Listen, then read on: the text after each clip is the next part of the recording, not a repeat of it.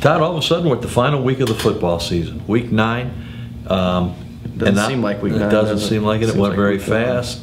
Playoffs things on the line. Number 1, we start with number 1 versus number 2. Cahokia and SHG both know they're going to be in the playoffs, but they're still playing. A lot at stake in that game. Absolutely. A little bit of bragging rights, a little bit of momentum. You know, this a little bit of revenge for Cahokia because they haven't fared very well. They've been housed all 3 times they played them. You know, and it's the first time they've both been undefeated going in this game. So the first time it's obviously number 1 versus number 2. Last time this game's going to be played in the regular season. So yeah, a lot of, you know, and shoot, it could be either a quarterfinal or a potential semifinal matchup depending on how the brackets break down.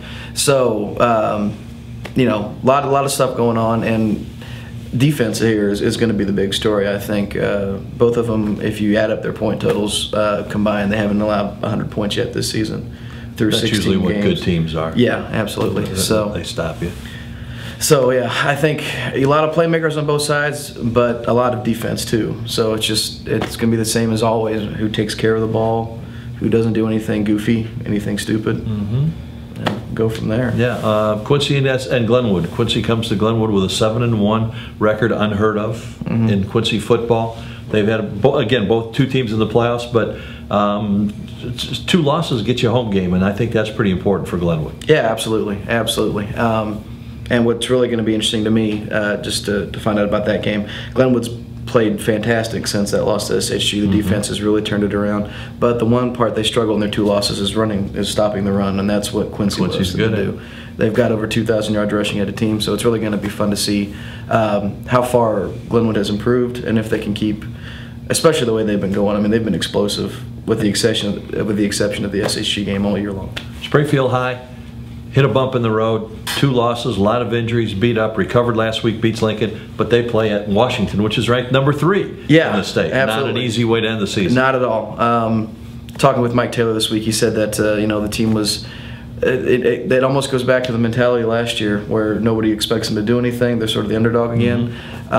You know, and they played this Washington team to a 1-point game last year. I think, you know, if nothing else, they got some confidence back at Lincoln, which they needed. They needed to get some points on the board. They needed to get some stops. I think they're getting some bodies back, too. Yeah, they're getting some bodies back, which certainly helps. Not all the way healthy, but, you know, I think that they're looking forward to going up there and seeing if they can't maybe turn some heads. And just like Glenwood, they're hopeful to maybe a 2-loss season gets them a home playoff game. 2 teams fighting for their playoff lives. Jacksonville plays at Centralia. That's on Saturday. Centralia has been horrible. Jacksonville's big thing is winning might not be good enough. They might not have enough playoff points. Yeah, they need, as Mark Brown said, they need everybody in the conference to win. So they're going to be huge fans of the 7 of everybody who's playing before them. And then even that might not be enough. They might also need some help from the teams above them.